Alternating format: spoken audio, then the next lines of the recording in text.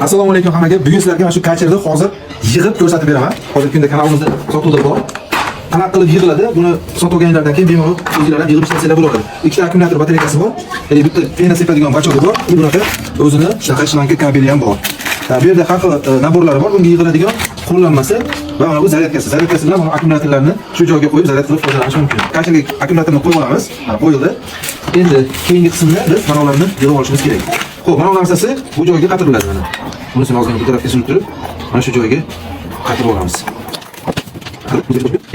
Mana bu narsasi shlankaga qo'yilar ekan, bironta paqirga yo'q narsaga qo'ygan vaqtingizda axlatlarda bu kachirga o'tkazib olmasligi uchun. Bu yerda uchiga qo'yiladigan ikki xil nasatkasi, bittasi tochka bir joyga sepadi, ikkinchisi bo'lsa shunaqa kesgan holatda sepadigan nasatkasi ham bor ekan. Endi mana bu narsalarni hozir birin-ketinlik bilan qo'yib chiqamiz. Shlankasining uzunligi ham 4 metr ekan, adashmasam. Bunisini bunga qatirishimiz kerak bo'ladi. Birinchi bunisini yechib olamiz.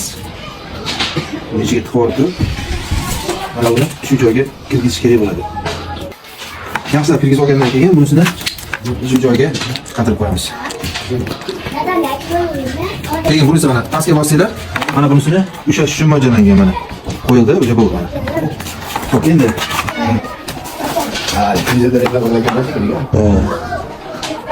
endi biz hozir kesib chiqadigan qo'yib